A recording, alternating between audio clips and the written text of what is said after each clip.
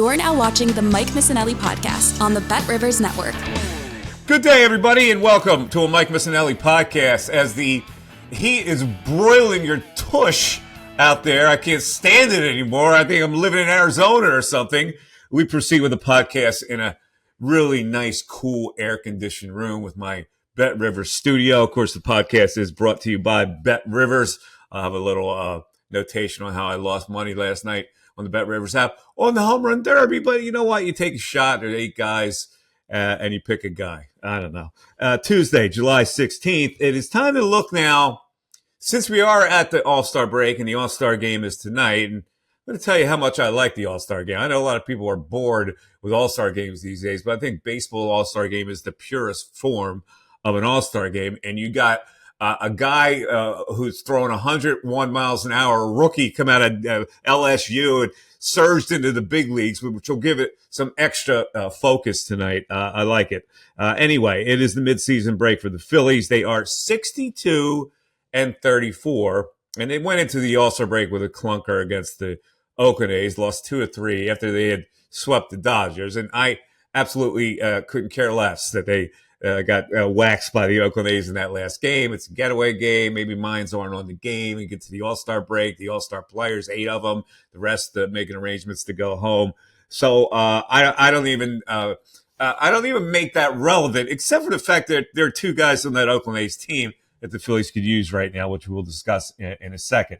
They are 8.5 games up on the Braves. Now, I don't think the Braves are good enough to make that up. I got to be honest with you. Now, coming out of the break, we'll look at the schedule. The Phillies would have to really fall apart. And I don't think they're capable of falling apart with the lineup they have and the pitching staff they have, although that has sprung a couple leaks that we will also talk about. 8 All-Stars into tonight's All-Star game. The whole left side of the infield, including Bryce Harper on the right, will be your starters tonight. So here's the thing I'll look at in the last game that bugs me. And it bugs me about baseball. And I've always said there should be a regulation to prevent this. Now, they try to put in a regulation to curtail it, but it still doesn't eliminate it. I think it's an embarrassment for fans to have to watch a guy like Garrett Stubbs throw 45 miles an hour because he doesn't want to throw hard. Garrett Stubbs can throw hard. Obviously, he's a catcher. But he's lobbing him in like it's a slow-pitch softball game, and he makes the game a joke. And I don't believe that you should make a Major League Baseball game a joke. It's an embarrassment to the game. It should not be permitted. Let's look at this here. This is a professional sport, and it's entertaining. You're supposed to give the best performance for the people who are the paying customers. That is not giving them the best performance. And I don't want to hear your mumbo-jumbo. You don't want to waste your bullpen. You throw a legitimate Major League pitcher out there to get 3 freaking outs instead of playing slow-pitch softball. I just can't stand it, and I think there's got to be a regulation. Too bad.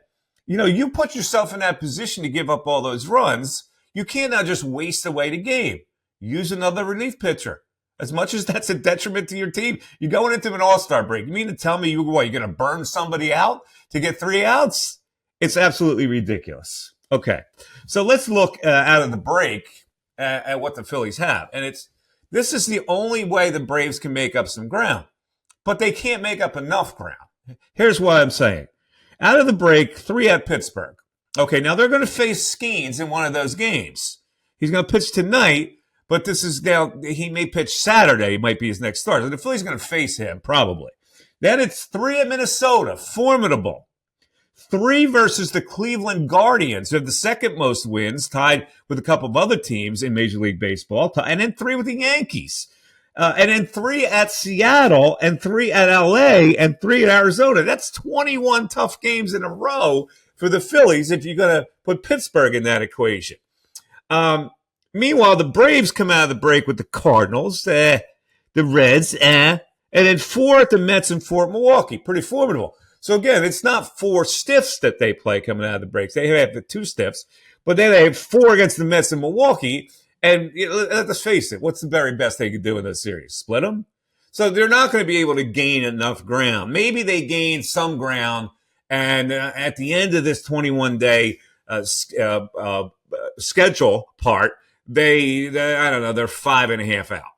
That's still a pretty solid lead, and then the Phillies' schedule gets really weak after that. All right, let's look at the concerns for the Phillies, because I know producer Darren has some concerns.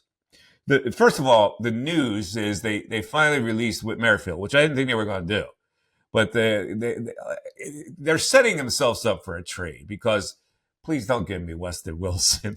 You're going to play some Merrifield, Weston Wilson, and that's going to be adequate enough for a team that you think can win a World Series? It's not. And all due respect to Weston Wilson, who's hung on in this game for a long time, but come on. They need a right-handed bat to play outfield. I believe they will make a trade for that. They need a right-hand bullpen piece to solidify a right-hander coming out of there, because Sir Anthony Dominguez, who knows? Their lefties, I'm okay with their lefties, even though Soto from time to time goes goofy. But I'm okay with the left side. You need a right-handed bullpen piece. Now, the trade deadline is July 30th. Mason Miller is a stud for the A's, a young, hard-throwing right-handed pitcher. That's going to cost you mega prospects, and it may have to cost you your top prospects. It may cost you Justin Crawford, who is your top prospect. I don't know if the Phillies are willing to do that at this point. Brett Rooker is the guy who hit like 1,500 feet of home runs, 2 in Ashburn Alley. Now Brett Rooker is a journeyman. Brett Rooker is like, there was a guy that played in the big leagues for a while with the Seattle Seahawks, Seattle Mariners, and the San Francisco Giants, named Michael Morse. Was this big lumbering guy, could hit home runs every now and then. Couldn't play a lick in the outfield. In fact, this guy never plays the outfield. He's really a DH. So, and I think he's a temp. I think he's a guy. He's 29 years old. It's taken him a really long time to have this kind of success. So, to me, he's not that reliable. You know, Brett Rooker to me is a piece of chocolate that looks really good in the case when you're in a cooled down chocolate shop, and then if you take it outside at 95-degree weather, it's going to melt. Like that's the way I look at Brett Rooker. But listen, you want to take a chance? You want to have him play left field for you? I guess you need a stick out there. But certainly he's going to hurt your defense, and then you're going to have to jockey it around. You're going to have the Rojas Marsh thing, and then have him play left field. And you probably have to release Pache, which is okay by me. The major concern is what's up with the Ranger Suarez. Has he hit a wall? Is he tired? He's going to go to the All-Star game. He might not pitch. They might not even pitch him. You know, the managers have a way of communicating. So maybe Rob Thompson called Torey Lovullo and said, "Listen, man, don't have him pitch. Do me a favor." Now Torey Lovullo goes, "Oh yeah, guess what? You might be our competitor in the playoffs. So F you, Rob. I love you, but F you. I'm going to pitch." So I don't know what's going to happen with that. But it's a concern. I think Ranger will get it back. I think that he's logged a lot of innings so far. And I think he a refresher in the midseason will be fine, and he'll come out of it okay. Let's look at their roster, their pitching staff, though, because if Ranger is leaking, they have a 3-4-5 problem now, which I didn't see coming. Let's look at the 4-5 situation. Taijuan Walker, who knows, man? I have no idea. Now, I love when people get all fancy about early success for a guy they bring up from the minor leagues. Like the first outing of Michael Mercado was good. We've since seen, he's not ready. There's nothing about Michael Mercado you look at and go, boy, yeah, I could see him as a starter now. He's got to go back to AAA, excuse me. I got all choked up about Michael Mercado. Now let's look at Tyler Phillips. Great story. Local kid, was a Philly fan, was in the 2008 World Series stands when they won. It's a great story. Bishop Eustace guy, which I know all you South Jersey people love, those Bishop Eustace guys. That, the people that go to the Cherokees and the Lenapes and the Shawnees, always jealous of the Eustace guys. But Tyler Phillips has had a couple good outings. Can I count on that? No, I'm sorry. This is the major leagues, all right? You come up, you throw a couple good starts, you get up, people all optimistic, and all of a sudden you hit a wall because they adjust to you. And these are major league hitters you're facing. So I don't have much faith that all of a sudden we found the solution in the rotation for the fifth slot in Tyler Phillips, or the fourth slot. Now, the fifth guy has made the All-Star team. So I'm okay with Christopher Sanchez right now. He's pitching very well until his last outing. He hit a little bit of a wall. All right, so what other concerns do we have? Do we have a concern about playing Rojas every day? Do we have a concern about how Rob Thompson is still afraid to hit Brandon Marsh and Bryson Stott against left-handed pitching? I've got a little concern with that. Now, people say, well, you got to look at the OPS numbers. The OPS numbers are terrible for Marsh against lefties. Yeah, I get it. Is the alternative that much better to play a righty? I don't know if it is. Now, I was on this rant last week. I said, you're better off with Merrifield and Pache. Well, now Merrifield's gone, and they're going to rely on Weston Wilson. So maybe that is a better situation, and maybe you still can protect Brandon Marsh against left-handers. But there's going to come a point in time you're going to have to trust the dude.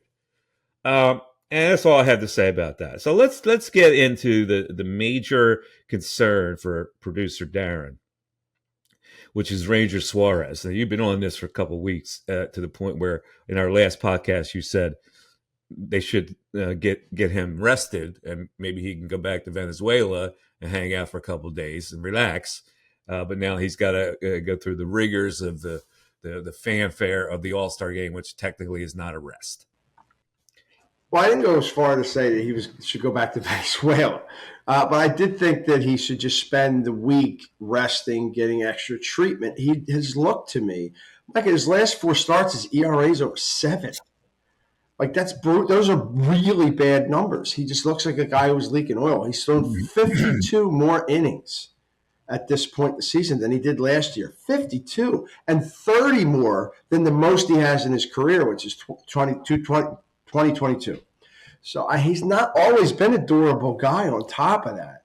I know he was only going to throw 1 inning, but I just thought what's best for this team right now, eye on the prize, just treatment and rest for a good week and see what happens when he comes out of it. Treatment and rest? No Venezuela? You go to the beach. Too far.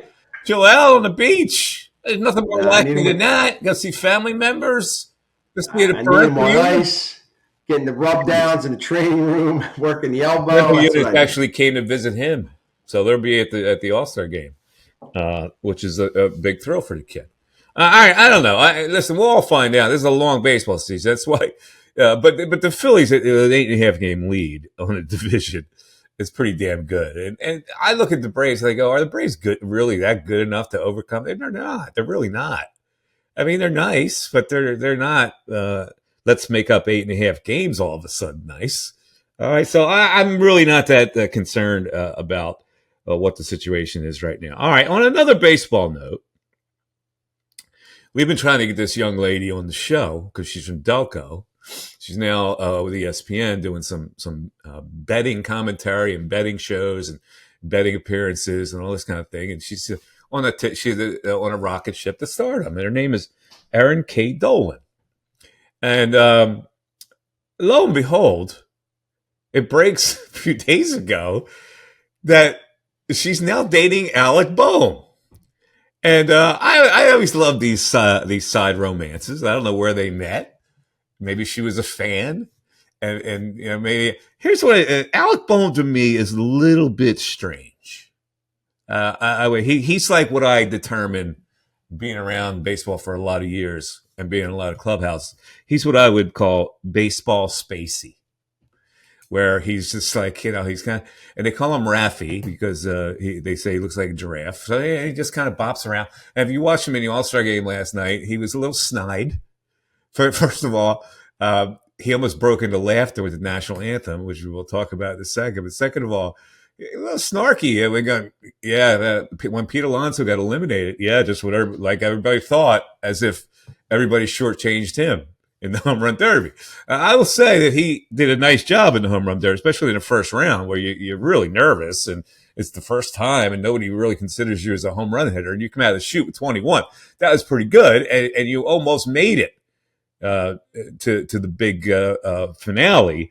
So I want to get since you've been trying to book Erin K. Dolan on this show, Darren, your thoughts on the Bohm Erin K. Dolan romance.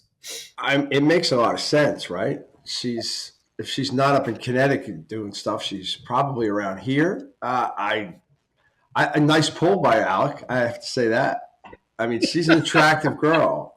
She really is, and her star is on the rise at ESPN. That's for sure. So yeah, that's a nice pull by Alec. Okay. All right. So good luck to the happy I know couple. blondes are normally your thing, but that's a nice pull. She's a cutie. There's no question about it. I always worry about romances like that. I always worry about the focus being taken away. Like, it's one thing if you're settled and married. If you're dating somebody of high profile, it requires a lot of maintenance. Travis Kelce has seemed to weather that storm, but hey, God bless you. Good luck to you. All right. So in the homerun derby last night, it was won by Teoscar Hernandez. I probably had the wrong bet, but I bet Gunnar Henderson. I tried to overanalyze the home run derby. And Gunnar Henderson was the second favorite behind Pete Alonso. I said, that's a good bet. Left-handed, the shortest distance is the right field stands at that ballpark in Arlington. And I'm thinking, all right, Gunnar gets it in the air. He doesn't have to crush home runs to win. But he was, the first time, I didn't evaluate first time in. Now, Bohm weathered that. Gunnar Henderson did not. So he wound up losing, and I wound up losing my bet on BetRivers. I thought I had a really good bet on that, but I lost it. But last night, the thing that most everybody talked about was the national anthem sung by a country singer. I don't know who these country singers are, so I don't know who Ingrid Andress is. But she was chosen to sing the anthem. I don't know if she's from Texas or not. And she's advertised as a 4-time Grammy nominee. And after I heard the anthem, I go, what Grammy organization is that? Where? Guam? Like, what, is it actually in America that she was nominated for a Grammy? Because it was horrendous. It was Roseanne Barr worthy national anthem. So, and everybody had to say, I felt sorry because, on Twitter, it's relentless. And I go, well, where was she nominated for a Grammy if that was such a poor performance? I did not understand. The whole thing confused me. Your thoughts? I didn't hear it live. I went back and listened to it later. It was ear piercing. I mean, she was so out of tune. It was bad. I felt bad for her because everybody was talking about it last night. Everybody's talking about it this morning. No one cares about who won the Derby. They're all talking about the anthem. But apparently she's an accomplished singer. How can an accomplished singer deliver that bad of an anthem? Something could have happened to her voice, her throat. That's what I don't understand. For the people who haven't heard it, let's play a little bit of the anthem sung by Ingrid Andress last night. Here it is. Whose broad stripes and bright stars through the perilous fight, o'er the ramparts we watched were so gallantly streaming, and the rockets' red glare, the bombs bursting in air, gave proof through the night that our flag was still there.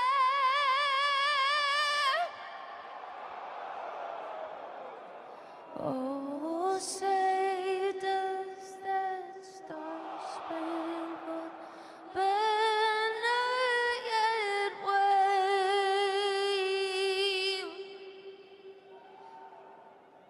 o'er the land of the free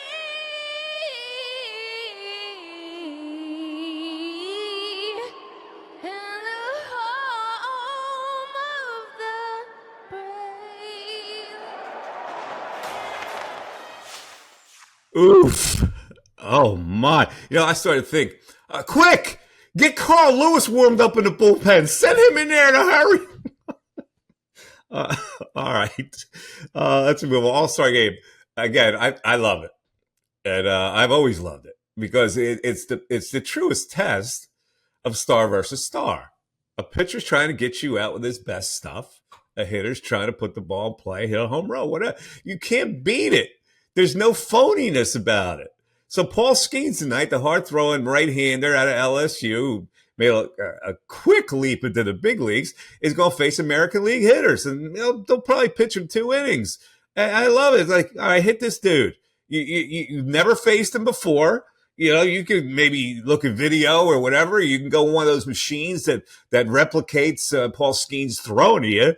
But I love it. It's why I love it. And I've always loved the All-Star game. My favorite All-Star game, I'm going to tell you about when I was a kid, when I was romantic about baseball. Now I'm more cynical. But when I was romantic, I was, as I told you in a previous podcast, a big fan of the Oakland A's. They captivated my attention. I loved the stars that they had. I was in love with Vida Blue, the hard-throwing left-hander from the Oakland A's who started, I think it was the 72 All-Star game. And I was an American League fan. All my friends used to dish on me because I was an American League fan. So they were all National League people. And I'm going, wait, you see Vida Blue tonight. And, of course, Reggie Jackson was in that game, who I love. He was my favorite player at the time. Vida Blue comes out. He gets slammed by the National League. He gives him 3 runs right away. My phone's ringing off the wall. Hey, here's your American League, blah, blah, blah, blah, blah. So now he goes to the bottom of the inning, and Doc Ellis is the pitcher for Pittsburgh. And here comes Reggie with a couple men on. And he hits one into the light tower at Detroit Tiger Stadium. And I got it back. All of a sudden, I got the reprieve back. And I think the American League went on to win that game. Anyway, that's why I've always loved the All-Star game. So I always watch it for that reason. Now that there's going to be more of an emphasis on relief pitchers tonight. So you might see Schramm, you might see Hoffman. You see these guys that bring in to get 1 or 2 outs, lefty against righty, if they really manage it the right way. It'll be a legitimate baseball game. All right, that's the end of baseball for today. Let's move into the Sixers, who've been busy building a roster. All right, the one, Paul George was the domino, and I go, okay, well, they got 6 players. Now let's see what they do. So here's what they have right now. Here's your starting lineup. Embiid, George, Maxey, Oubre, Caleb Martin. Caleb Martin's the 4. The smaller 4. That's a smaller, quick team. I think they need a 4. They don't really have one, and they've got 12 players. Let's see what their backups are. Kyle Lowry recently signed. The rookie, Jared McCain, who's looked okay. He hasn't looked sensational in summer leagues. Ricky Council, the 4th, he's looked better because he's more of a veteran player. He'll help a little bit. Eric Gordon, I don't know how much they'll get out of Eric Gordon. That's 9. 10 is Drummond. KJ Martin they signed for reasons that are unclear to me. I don't know what they see in him, but he signed. And then there's Bona, the backup center. So the guy in question is this guy, Jeff Dalton, who everybody likes because he's played well in the summer league. I don't think Jeff Dalton is an NBA player. But there you go. That's your roster. Is that a good enough roster? We shall see. It'll be an interesting season. I'll say that. All right, let's move on to the Eagles. Getting ready for camp. Everybody ready for football season already in July. What will they be? Let's look at the offense. Here's your current depth chart. Offensive line, Mulata, Dickerson, Juergens, the new center taking over for Kelsey, who has been on every TV station and every show that is available on your local dial, including the golf tournament that I just watched. Tyler Steen is your right guard on the depth chart, and Lane Johnson. A.J. Brown, Devontae Smith, Paris Campbell on the depth chart as the slot guy right now, and, of course, Hurts and Saquon. On defense, the depth chart reads as follows. Milton Williams at one of the ends. Backing him is Moro Ojomo, and then, of course, you have that hybrid linebacker rush position, Nolan Smith on that side with Jalix Hunt, the draft pick. Jordan Davis, Jalen Carter, the tackles. Bryce Huff on the right side with Josh Sweat backing him up. Kobe Dean and Devin White are your linebackers. On the depth chart right now, Quentin Mitchell is the starter. Bradbury behind him. They might shift him into a slot position. Your safeties, C.J. Garner-Johnson, Reed Blankenship, and Darius Slay on the opposite side with Keely Ringo as a backup. And then, of course, they've got some other guys that will – they've got 5 other guys they're going to throw in there. So we'll see how all that sorts out during the training camp and preseason games. First of all, let me bring Darren in. Darren, that team, what is it? Underwhelming. I mean, the defensive line I mean, are you excited about the defensive line? It's just question mark after question No, mark. it's all wait. It's all wait. The defense is all wait and see, except for your back end Yeah. at this point, which they had to solidify. And then it's just okay. We'll see what these guys do. No, it's not a team that I go defensively anyway. Yeah. Offensively, certainly. But Offensively, they have defensively, all pros, and we're going to get into the quarterback in a minute. But offensively, they have all pros at like 85% of the positions, and yet the offense isn't even ranked by most national people in the top yeah, 10. So what does that tell you about the quarterback? That yeah. scares me. I don't know, they look like an 11-win team to me. Yeah, 10, 11 wins. All right, and things could change, obviously. So now let's look at the quarterback situation. Now, there was a time when the Jalen Hurts was a really hot property in this league. He's no longer that hot of a property. There was a football survey by football experts and coaches and such of quarterbacks, and this is how it ranks right now: top 10: Mahomes, Burrow, Josh Allen, Lamar Jackson, Matthew Stafford, Herbert. C.J. Stroud, Aaron Rodgers, Goff, and Prescott. Herbert is overvalued. I don't know. But no longer is Jalen Hurts in the top 10. Now, I don't know where he would rank, but what is that an indication of to you? It's an indication to me that he is a big question mark amongst most national people, most executives. And they surveyed scouts, they surveyed team executives, they surveyed coaches. He was number 6 on that list last year. But this year, he's not even on it. I like Herbert more than you. I think he's extremely talented. He's been coached by a couple buffoons of late. So this is a big make-or-break year for Herbert. Aaron Rodgers, I would not have ahead of him. I mean, that's the one guy that stands out to me that I would not have ahead of Hurts. All right, I'll end it for the Mike Missanelli podcast today. Thanks, everybody, for listening. Of course, you can get in touch with me, Mike at MikeMiss.com, and check me out. Mike Miss 25. I just want to mention something that next week I will be starting a true crime podcast, and I hope people tune in about a murder of a young 9-year-old girl that happened in my hometown in a church when I was 7 years old. I am taking a relook at it and turning it into a true crime podcast. It was a crime that was never solved. So look forward to the release of that. All right, for Darren, I'm Mike. Have a great rest of the day. Stay inside in air conditioning. Don't go out. It's brutal out. I don't know about this weather. I've never experienced anything like this this early in the summer. Take care, everybody. We'll talk to you later.